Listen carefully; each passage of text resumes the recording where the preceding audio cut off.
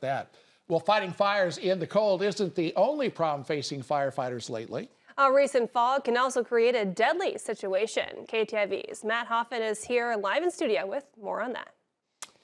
Yeah, that's right, guys. I'm sure viewers remember the dense fog we had around Christmas, and that was a real problem for the Lamar's Fire Rescue Department.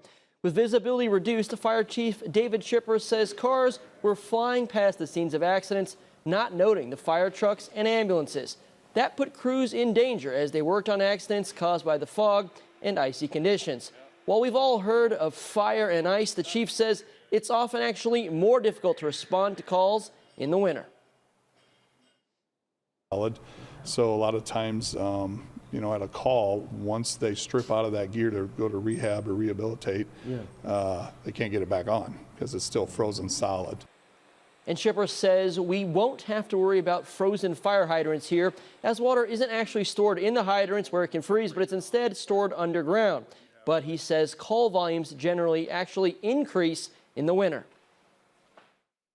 We ramp up the carbon monoxide calls, we ramp up the heating calls because of fireplace issues or space heaters or furnaces that didn't get checked or cleaned.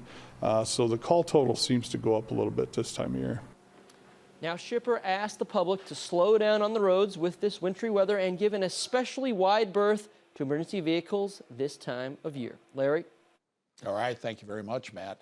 Now, the Lamar's Fire Department is also getting a new fire truck and ambulance. Schipper says the Lamar City Council has approved nearly $2 million for the vehicles, which have been ordered now with a roughly 40-month lag between placing that order and delivery.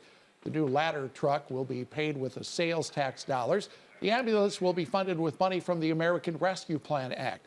While Schipper acknowledges the sticker shock, he encouraged the city council to break the cost down over 10 to 20 years, which is how long he expects those vehicles to last.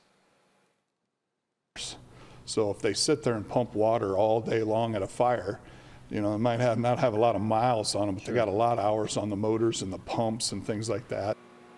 The new ambulance should arrive in 2025 or 2026. The ladder truck, though, it may not be delivered until 2027.